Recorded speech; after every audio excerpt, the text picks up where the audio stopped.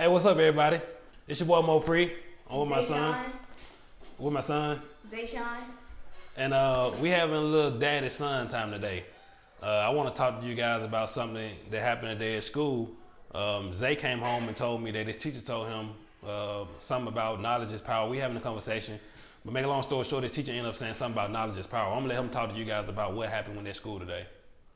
Okay, so basically what happened was my teacher came up to me and I was doing my work and then she started having this speech saying like knowledge is power and all that stuff, and I feel like she said that to the whole class to like basically persuade and inspire us to continue on going in school and don't be like a dropout and everything. And I thought that that was stupid because knowledge is not power. That's what she should have said. Knowledge is not power because knowledge is what you learn. You don't come out to the world knowing everything. You have to go to school and learn knowledge.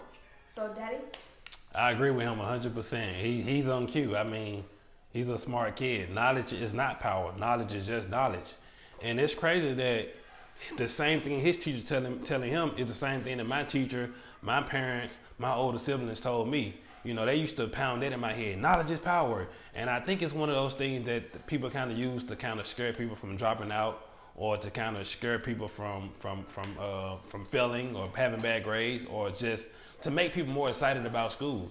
It's one of those phrases that, I mean, my grandparents probably was told that phrase. And it could come from us not being able to have an education. You know, during slavery and segregation, we wasn't able to have an education and we weren't able to learn certain things. So I think people just kept it simple by saying, you know, knowledge is power. But knowledge isn't power. That's what we need to be telling our kids now because it really isn't. I mean, there's a lot of smart people in this world that are very powerless. And it took me a long time to figure out that knowledge isn't power. I mean, around when I was 25, I met my mentor. And he was telling me about, you know, how he had all these degrees. You know, he had a master's, a bachelor, a doctorate degree. You know, he was cum laude. He graduated high in his class. He went and got his CPA, went and got his Master's Plus. I mean, he had all these degrees and certificates, but he was so stressed and he was so depressed because he had all of this knowledge and all of these things that said he had knowledge, but he was living check to check. You know, he was barely able to pay his bill and he was in the verge of becoming homeless. Thank God that he got into the real estate and his life took off from there. You know, thank God that he had an entrepreneur mindset and it catapulted him into a greater lifestyle. But just off having his knowledge alone, he was struggling. He wasn't able to find a good job and he wasn't able to support his family. So this whole thing that knowledge is power need to be tweaked a little bit. We should tell our kids so our kids can tell their kids, so our kids' kids can tell their kids that knowledge isn't power. The application of knowledge is power. So instead of saying knowledge is power, we need to put the application in the front of it of knowledge is power. You have to be able to take the knowledge and do something with it. You got to be able to think. Thinking is powerful. So if you have all of this knowledge and you're not able to think or you're not able to translate it into a way of making income or a way of making a living or a way of supporting your family, then you're just a walking dictionary. You know, you're just a walking encyclopedia. So what are your thoughts on that? What are your thoughts on just having a whole lot of knowledge but not being able to do something with it?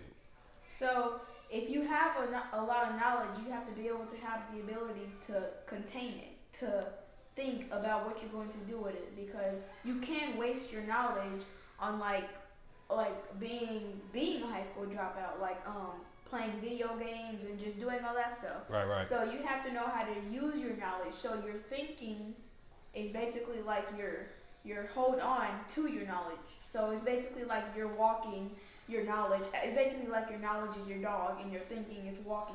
You have to be able to control it.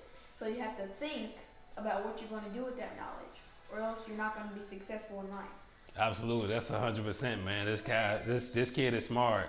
I mean, if knowledge alone was power, then think about all the librarians in the world. You know, all the librarians, they are so smart. We have all these librarians that know everything about every book, what shelf is on. Oh, you want to know something about the wildlife? Go to aisle 8. You want to know something about dolphins? Go to aisle 6. You want to know something about cooking? Oh yeah, go to aisle 1. You know, they got all of this knowledge. I mean, they just sit around all day and read books.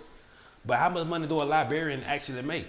You know, librarians probably make what 30, 20, 25, what $40,000 a year. If you're at a big university, librarians don't make a lot of money, but they have more knowledge than professional. The people that actually teach students how to get a degree and how to be a professional in this world. So knowledge alone isn't power. I mean, my mentor, he was telling me that he's an African guy, so he was telling me because of his accent, the way he speak, and the darkness of his skin, that a lot of people was kind of judgmental about giving him a job. They didn't really want to give him the opportunity, even though he had all this knowledge. So knowledge alone isn't power. The application of knowledge is power.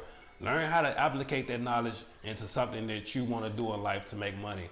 If you know a whole lot of statistics about music and albums and what rapper worked this song and what artist worked this song and how many Grammys do this artist have and how many Grammys do that artist have, learn how to use that knowledge that you have about the music industry and come up with a podcast or start putting out or be a journalist or start interviewing these people. Use that knowledge for something that's good.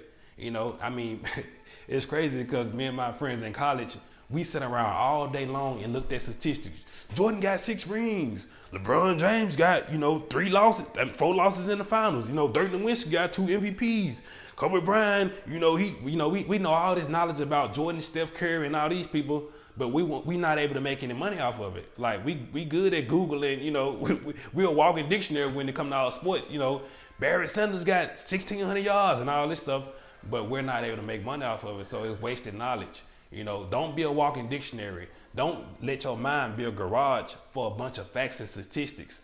Let your mind be a place where you're able to think and you're able to be creative and you're able to live out your dreams. So knowledge isn't power. The application of knowledge is power. The driving force behind the knowledge is power. And when you use knowledge and you turn it into something good and you use knowledge and make your gift out of it, then it can be very powerful. It's your boy Mo Pre, the young entrepreneur. Any last words, Zayshawn? I 100% agree with what you just said. And I'm going to say this one more time.